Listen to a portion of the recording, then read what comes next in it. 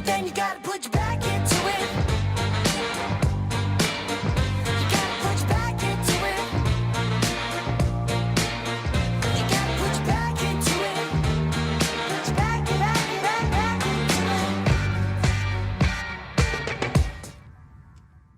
it. Hello, grosse balade pour Flair aujourd'hui, direction Montreuil pour une mission repassage. Bonjour, c'est Marion et aujourd'hui je vais vous apprendre à réaliser un collier en perles à repasser. À l'aide de ma pince fine, je pioche mes perles et je les dispose ensuite sur ma plaque. Je place les perles selon mon modèle, mais vous pouvez aussi en retrouver beaucoup sur internet, sur Pinterest, dans des livres. Il vous reste juste à suivre en fait les lignes et le nombre de perles qu'il y a sur votre modèle. 1, 2, 3, 4, 5, 6. Alors en fait, c'est des perles qui, avec la chaleur, se collent entre elles et du coup forment un petit motif que vous pouvez ensuite mettre soit en bijoux, soit en aimant, soit en broche, etc. Si aujourd'hui en France on se met beaucoup à faire des perles à repasser, sachez que ça a été inventé au Danemark. Il en existe de plusieurs tailles, des très grosses pour les enfants, des moyennes, et là j'ai choisi les mini pour un résultat plus petit et plus discret. Donc j'ai fini mon contour de nœud, je vais donc passer aux perles vertes pour remplir l'intérieur.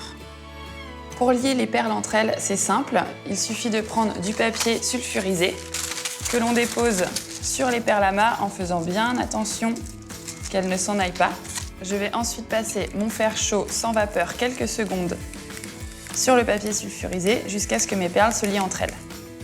Une fois que mes perles sont refroidies, je les enlève délicatement à l'aide de ma pince fine. Je vais donc maintenant monter mon petit nœud en collier. Pour cela, je prends ma chaîne que je vais couper en deux. Je vais placer des petits anneaux en haut du nœud.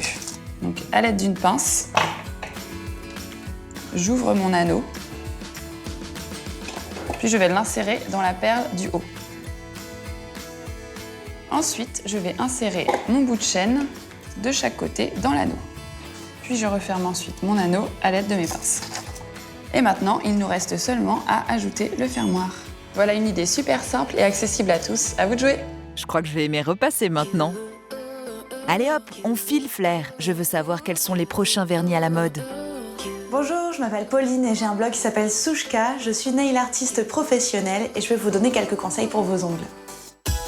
Pour cet automne, vous pourrez choisir entre les vernis nude qui seront très faciles à porter avec toutes vos tenues. Vous pouvez également porter des vernis métallisés ou bien des paillettes très très légères ou carrément partir sur des couleurs pastel mais des pastels un petit peu grisés de façon à ce que ça ne fasse pas trop été.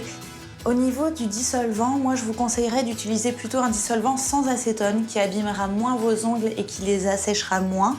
Et surtout, il y a une chose à laquelle il faut penser absolument à chaque fois que vous utilisez du dissolvant sur vos ongles, allez laver vos mains avec de l'eau et du savon de façon à pouvoir enlever tous les restes de produits chimiques qui resteraient sur le bout de vos ongles.